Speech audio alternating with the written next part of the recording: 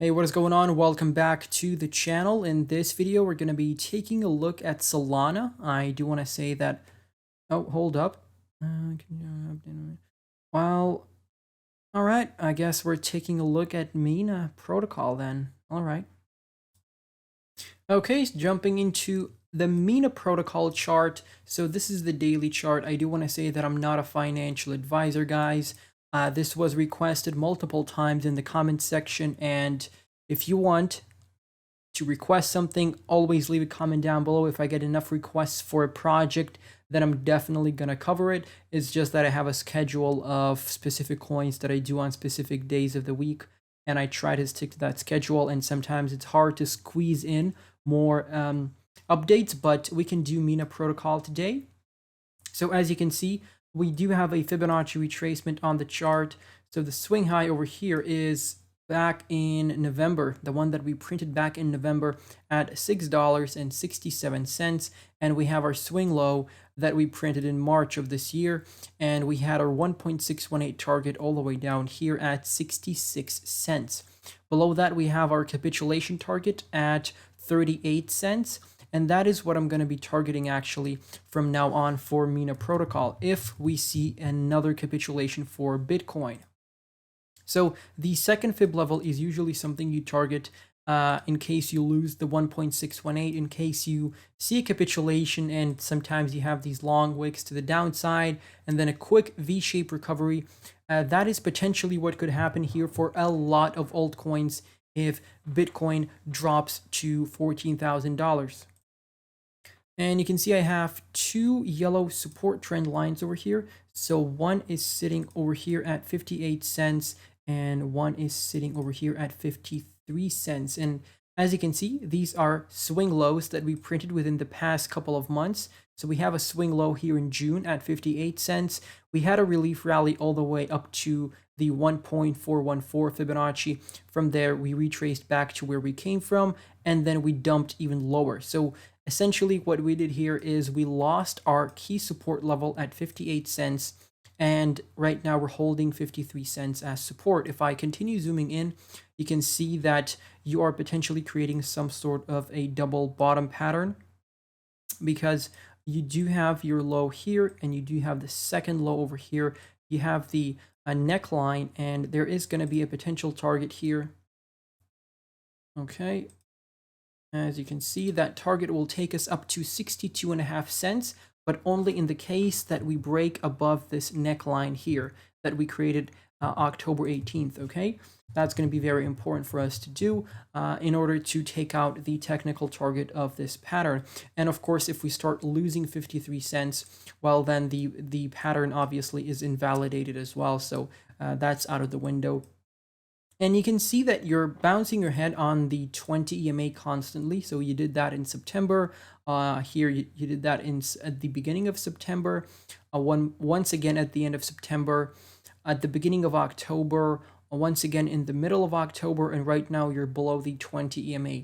Now once you see something like this, right, this is typically where you take profits, because you can see that you're very overextended from the 20 EMA, which is the yellow line, and you can see that there is a gap forming in between the 55 and the 20 EMA. When that happens, that is a good time to start taking some profits, okay? Especially in a bear market, because you get these relief rallies ever so often. And once that happens, it's a good swing trade opportunity. So this was a good time to start taking some profits, because that's where we printed a local high for Bitcoin, and most of the altcoins came back down to where they started retracing from all the way here in June. That's just how the charts work. You print a low, you retrace, you come back down to where you came from. In this instance, we printed a lower low, and that is negative. Yes, that is negative, because once you start losing a key support level like the one over here, you're going to have more targets to the downside. So potentially what we could do right now is we could set up another Fibonacci retracement, okay? This one is going to be on a smaller fractal. So we're going to take the swing high that we printed in the middle of August and the swing low in June, and we're going to see what is our 1.618 target here. So our 1.618 target here aligns perfectly with the second Fibonacci retracement level from the larger fib.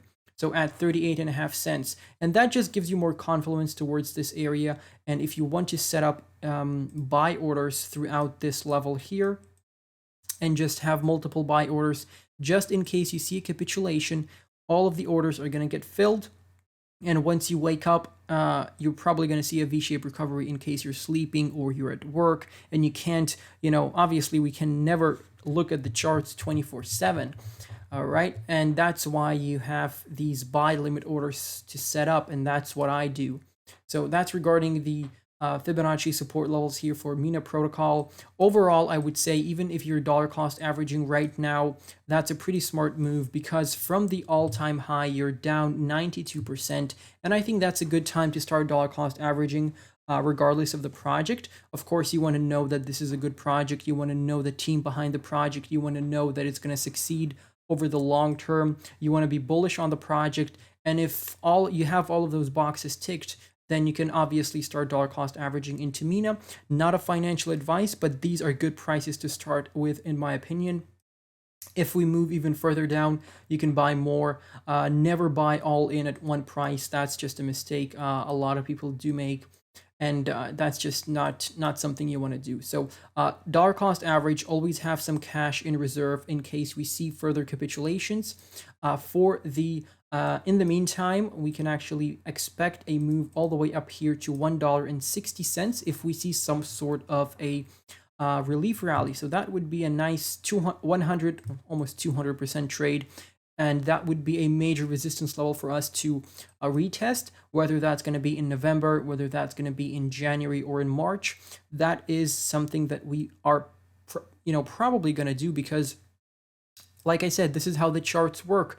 You lose this support level over here, right? You come down and you still haven't had the retest of resistance because you typically retest previous support levels as resistance. So you lost it as support, you consolidate here, create the nice, whatever you may have here. Let's say channel down pattern, falling wedge, whatever. And then you start breaking to the upside and you reach your previous support, you back test that as resistance, and then you come back down. That is something that could potentially happen.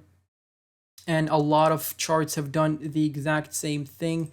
For example, they retraced all the way back up to their June lows of 2021, right? They lost them as support in May this year, and then they retested them as resistance. This is how the charts work. I'm not making this up, guys. So yeah, jumping into the daily RSI, let's see what's going on over here. We're basically in the lower part of the RSI, which means that overall this is a good time to be dollar cost averaging into Mina. Obviously, these points where you have the RSI and the oversold, those are the best entry points, like over here, like over here, like over here, because you typically see more of these strong moves to the upside soon after. So I would be on the lookout for that, because the daily RSI is a very good indicator to help you out to see when the best time to buy is. And let's switch over to the Binance website.